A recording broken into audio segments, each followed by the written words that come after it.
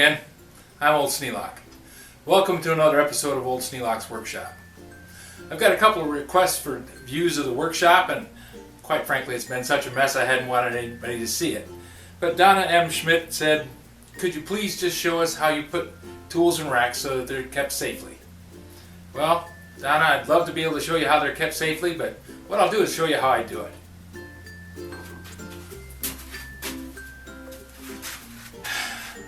As you can see behind the bench here, I've got a lot of pegboard. And the pegboard is loaded with hooks, and it's got sanding paper and discs and a bunch of clutter and things that I use close to hand, like knuckle buster, set of wrenches for impromptu work. I have hatchets there because hatchets are there to remind me I need to work on hatchets, not because that's the best place for them. The lathe is sitting here because that's where the bench is, and that's the bench that I wanted to put it on. And I'm keeping the chucks sitting on top of the bench so that I work on those too, because I need to take apart and clean this set of chucks. I was cutting some shims about 3 months ago. So a piece of shim stock sits on the end of the lathe, and the 2 tin shears sit right there. So the hex keys, those I use to set up the lathe. This is the wood lathe, and it's been sitting here since I bolted it down and never turned a stick of wood. Not a shaving one came off of it. It's been a catch-all, and it's kind of the treadmill of workshop tools right now. Haven't had time or need for anything turned out of wood. I have some chisel handles that I need to make, so that'll probably be something I'll be getting into, but not right away.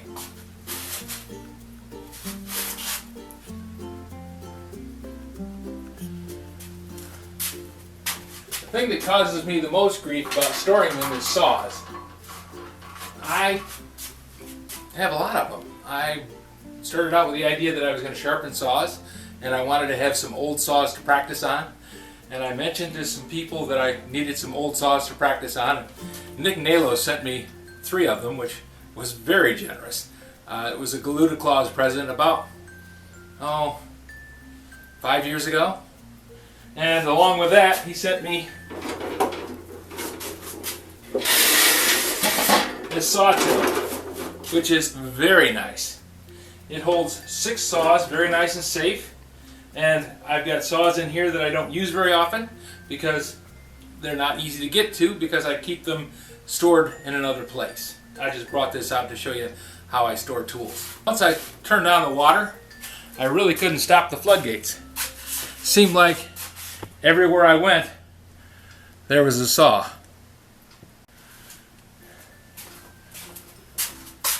This sawtill, I saw a copy of it as a store display on eBay that they were trying to sell for 60 or 70 bucks.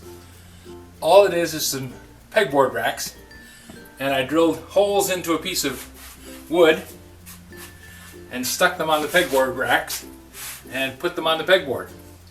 I ended up having to put 3 pegboard hooks on that because 2 just weren't enough. I heard a tremendous crash one night and came down and found all my saws sitting on top of the bench. Over in the corner is my only real nod to organization, and that's just to put everything behind doors. I've got drill bits in there and pencils and safety equipment, goggles and newspaper and flashlights and sandpaper and just a pile of stuff. This is a shelf that I built over at the old shop in Union City. What I did was take some hole saws and a drill press and drill holes into a piece of plywood. This shelf lets me set all my hole saws in one spot, and it's gotten cluttered up with sanding discs because, like everything else, once you build a shelf, you need 2 of them. I also use the open space on that shelf there to set the 4-jaw chuck for the South Bend lathe. Down there I have a Black & Decker Workmate, which is a inexpensive version. Then over here I have a series of saws. What's hanging on that peg is mostly back saws. This is a Shapley Hardware diamond edge saw. I made a video on that one. The big one behind it is a Diston that is designed to run on a Langdon saw miter box. Behind that is another smaller Diston, and behind that is a monster that I ordered off eBay, and it came and I said, holy cow, that won't fit anything. That monster miter saw actually fits on this Stanley 358 miter box. It does a full depth cut. It uses all the stroke that the miter box has and does quite a good job. On the bench I have a couple of grinders. This is a Miller Falls grinder. It's an 8-inch wheel, and I keep a medium stone on this side and a coarse over here. I don't know what the grits are on them. It's been a long time since I got them, and I never really worried about it. This is a coarse one, and this is a fine one. This old wreck was one that my father had years and years and years ago. I just use it for a wire brush and buffing wheel.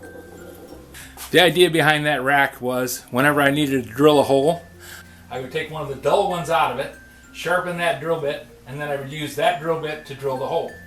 It's worked pretty well. I kind of slowed down because I haven't been drilling a lot of holes lately, but it does make it so that all these drills get attention and I don't end up with 4 or 5 drill bits taking all the load and the other ones just sitting around dull. On this side of the bench, I have a screwdriver rack. Now that doesn't hold all the screwdrivers that I use. That only holds a small portion of the screwdrivers that I use. But these are the ones that I use the most. This is a series of nut drivers, and what they're doing is sitting on a shelf with a series of holes that drilled in it, and it allows me to set the nut drivers in there in order. The screwdriver rack right next to it is hooked to some pegboard hooks, very similar to the sawtill, and that just slips into the pegboard. Now all the pegs and things that you're seeing on this pegboard are there because I needed to have some place to put things, and I needed to put them up and get them off the bench. I had a pile and a huge mess and I couldn't get to anything. The things on the bottom were placed there because that's where the racks needed to be. But now I've added so much stuff on top of them that it looks like a clutter again. But I only have so much pegboard and I only have so much time. So I'm working on what I've got. Here in the bench vise is a number 2 Diston saw vise. And I bought this because I thought it would be interesting to try one of the jigs to see if it made saw sharpening any better. I've found that it really doesn't. It adds another layer of complication onto things, and I'm much better at just looking at things and eyeballing the different teeth as I go across them. Joint them straight, eyeball how they look, take 2 strokes across the top of the tooth, and go on to the next one. Doing it that way works really, really well. So this was a wash. Now to someone just starting out, it might be a godsend because it does allow you to hold the angles exactly where they should be. But for me, it's been more of a hindrance than a help. Donna asked me about how I keep things safe. Well, some of the stuff just sits on top of the bench. When I'm doing projects, which is nearly every day, I'll clear the bench by taking like this 120B breast drill that was just recently completed, and I'll set it on top of the rack where I keep the other breast drills. This was put in here as an overflow rack just for the things that I was working on. Well, you can see that the overflow rack has overflowed. I don't have room enough for the things that I'm working on, let alone things that are done. This is what I consider to be a done rack. These are the drills that I'm either not going to do any work on, or I think are good enough to leave the way that they came to me. You probably remember this breast drill. I just finished going through that one. That's the most complete rework of a breast drill that I've ever done. Probably the only time I'll do it that far, because most of the time I think they look just fine like this one. This one is just the way it came from the store. It's clean, straight, and it works just fine. These guys down here are in various stages of needing a little bit of something. Either a chuck cleaned, or a gear fixed, or a handle made, or something like that. And the ones over here on the bench are in need of cleaning, fixing, handles, whatever. Now the drill back there, that's the Chinese drill press that I'm trying to fix up for my son. It's getting to the point where I'm looking at the thing thinking it's only 60 bucks to get another one. I should just get him another one, because by the time I go through the gyrations of putting that motor on it and getting a belt, I'm going to have more than 60 bucks in labor in the thing, and then he'll have something that never quite works right. When it's your son, you don't want to give him a piece of junk. You want to have it work the first time he touches it and work the last time he touches it. So I'm thinking I'm just going to get him a different one. There's a catch-all for saws back there in the back. That's just a hook where saws that are in the process of being fixed reside. Up above it is a bunch of pipe wrenches and Ford wrenches that I have because I just always liked them. The pipe wrench I've had for probably 40 years, and the little Ford wrenches, I had a Ford truck and I was setting up a toolbox for the Ford truck, and then when I moved I sold the Ford truck. So that became superfluous, but it's still neat stuff that I can't give away for what I paid for it. Down below that is a rack for hacksaws. Now, I've already told everybody that I don't like hacksaws. Doesn't mean I don't use them, I just don't like them. I find that putting them on a couple of pegs on the pegboard makes it so that they're handy to get to and I can actually use them. Now that spray grip thing that I just put up there, that's something that Louis McNeely reminded me was a great thing to have. I had an old one, and the old one fit old style cans. I ran across this one at Menards and it fits the new style cans. So I picked it up. On the end of the bench here I have a collection of various giant Allen wrenches. Some of them came home with me from previous jobs where I was a tool maker. I used them for repairing dies and heavy equipment. And behind that is a rack where I put chisels. Now these are all chisels that have been sharpened. There's a box of steel junk back in the back that has chisels that need to be sharpened. I don't have a consistent specific home for these yet. They need to find a place to live where they're safe and they won't have sharp edges whacking me in the knuckles when I'm working. Next to them is the silver drill press, and above it is the drill rack that I made to put the drills in for the silver drill press. Then down this wall there's a saying among woodworkers, saying among welders, saying among guys in general, probably a lot of gals too. You cannot have too many clamps. Well, I agree, you can't have too many clamps.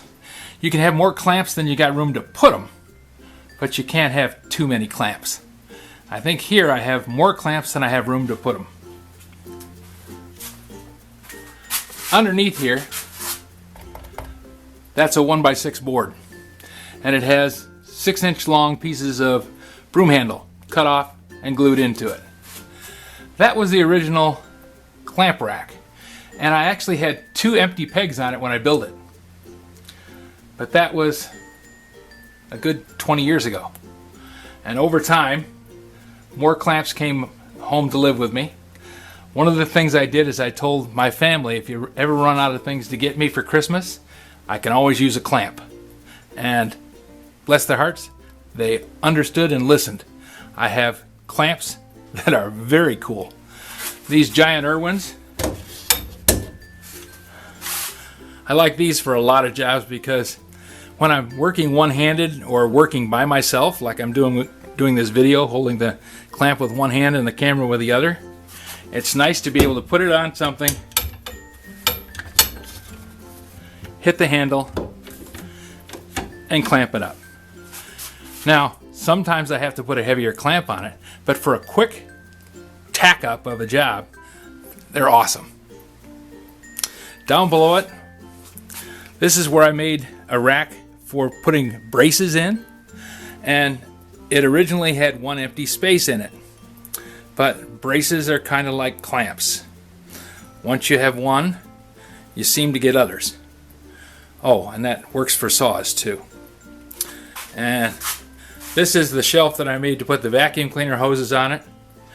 It's actually stayed pretty much the way it was when it was built. I haven't added anything to it. It does need to have a couple more pegs on it because I had stuff in the garage that I brought down here. Wasn't new stuff, but it was stuff that wasn't down here.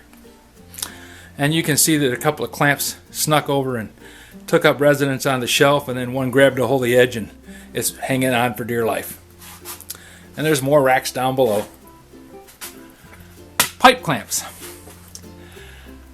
When I was welding up a truck frame, I needed pipe clamps because I needed to be able to put large pieces of tubing together. And pipe clamps were inexpensive. 1, 2, 3, 4. That was the ones that I bought to make the truck frame. The other ones, some of them showed up. Some of them were purchased on purpose. Some of them I inherited from my father. The ones on this 1/2-inch conduit, those are from my father. Dad was an electrician, and Lord knows you can't have too much conduit laying around when you're an electrician. I bought this because it had a saw in it. Okay, I'm a sucker. It had a saw in it and a batch of drills back when I didn't have any drills. So I thought for the $10 that the box was, I got 10 drills and the saw and the box. The box was kind of a throw-in. Over time, I've managed to find auger bit boxes.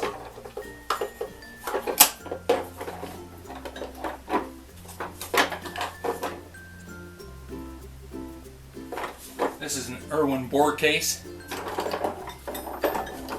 Sits there nicely on the bottom shelf. Irwin made a lot of drill bits. This is an Irwin adjustable number 22.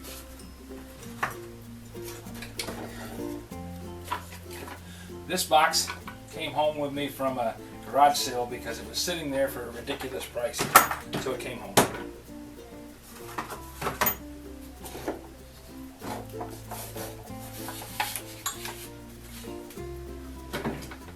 These two were at the same garage sale.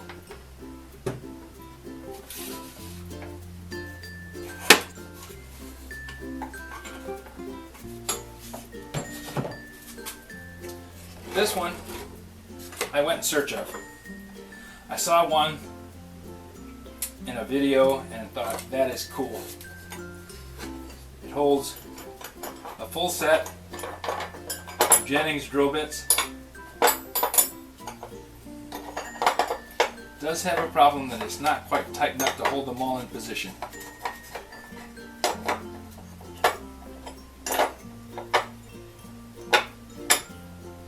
They tend to roll out.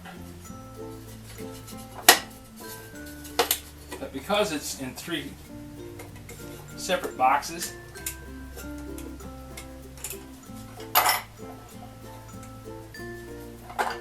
each one of them holds a different size set of drill bits. I just thought it was so neat.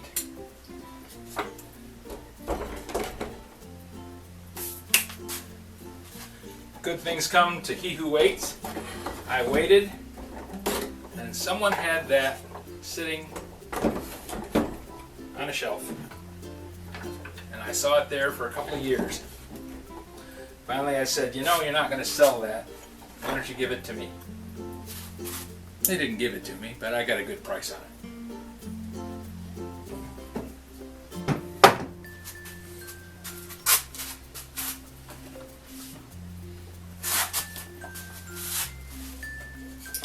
Guess what this is? Yeah, I got a problem, don't I? It's a case for auger bits.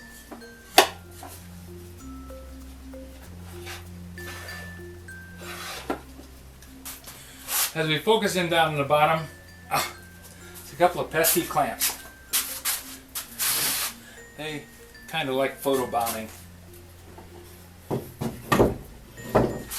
Try and sneak in on everything, and they're really jealous of auger bits.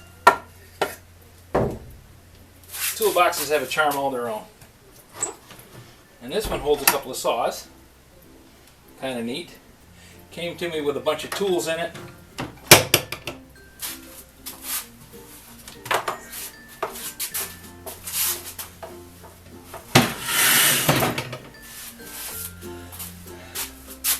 So it's found a home and it likes staying here.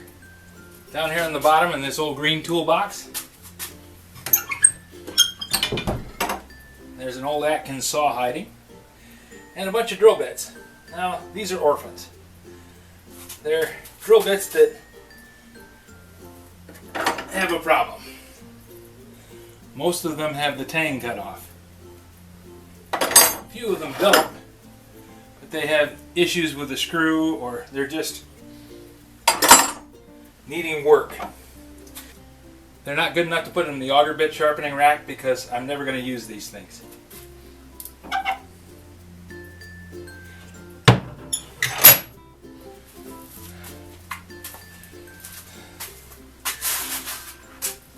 So Donna, that's all the racks that I have. Oh, I almost forgot. I have a big 2-man crosscut saw hanging up there in the top.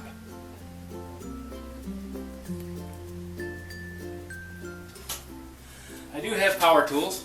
They're all out in the garage. Well, not all of them, but most of them are out in the garage. I have a batch of circular saws, and I store the blades on a piece of plywood. It's just got a bolt drilled through it and a nut on it to hold the blades in place. These are for the table saw. These are for hand saws.